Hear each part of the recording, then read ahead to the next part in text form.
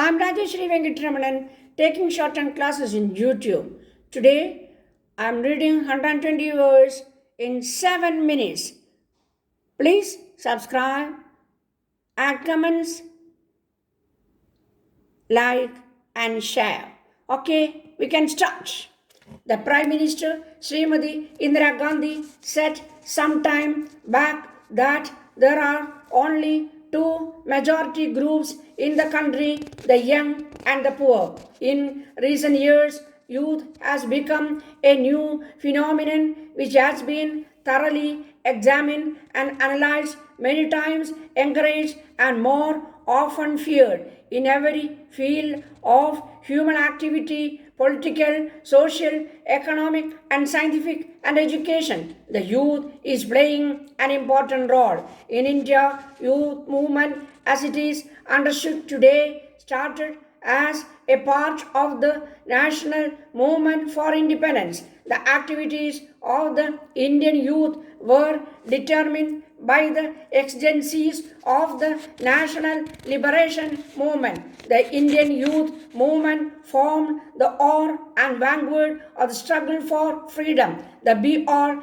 and end-all of each youth in the country at that time was first to make the country independent, and all other things came only afterwards. With independence in 1947, the whole complexion of the youth movement changed.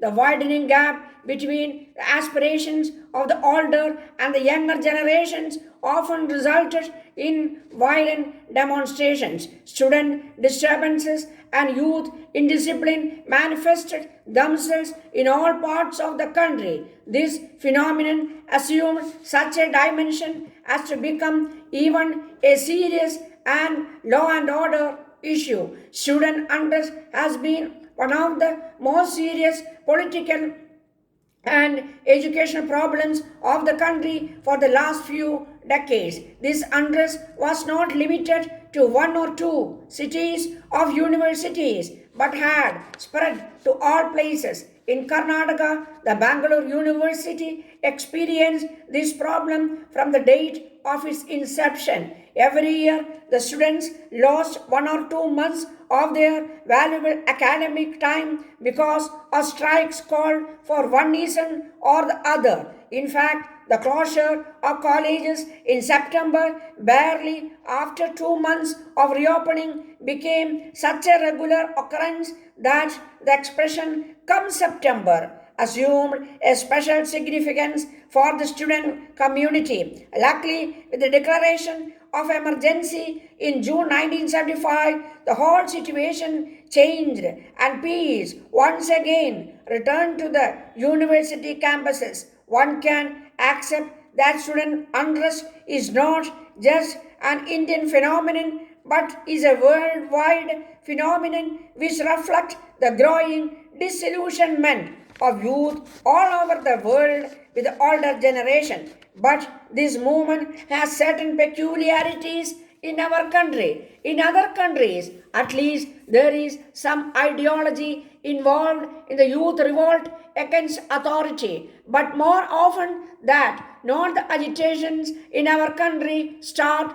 or personal or tribal issues. Student unrest here is characterized in a large majority of cases by a complete lack of border, ideological or socio-economic concerns. It is stimulated by local grievances, many of which are irrelevant to any educational issue. Also, such issues generally affect only a small segment of the student community, but the other students who have nothing to do with this issue are also made to join the militant section. It was clear that the youth had great potentialities, but more often the energies of the youth were wasted in fruitless agitations. There was an immediate need for channelizing the youth energies. In this direction, All India Radio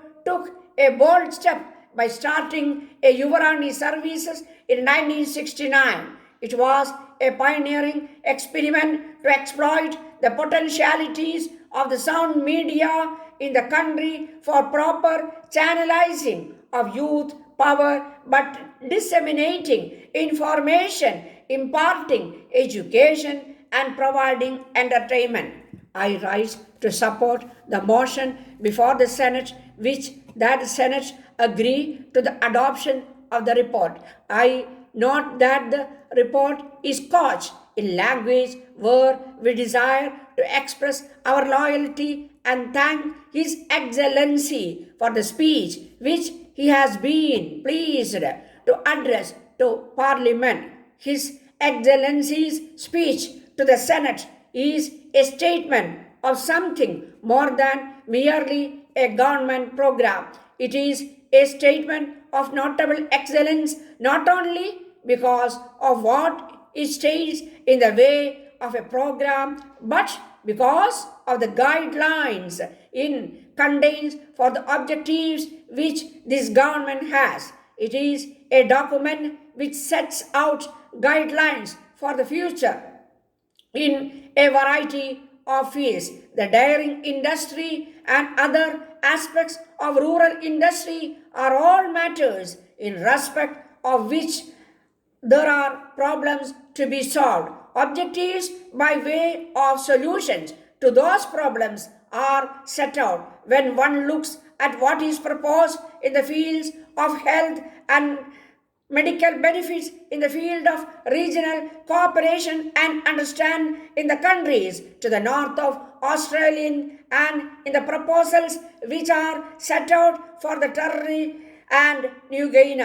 Those proposals are the car marks or a government which is marching and which is not content merely to rest upon achievements. Realize desire to refer particularly to that aspect of His Excellency's speech which deals with the limitation of primary council appeals.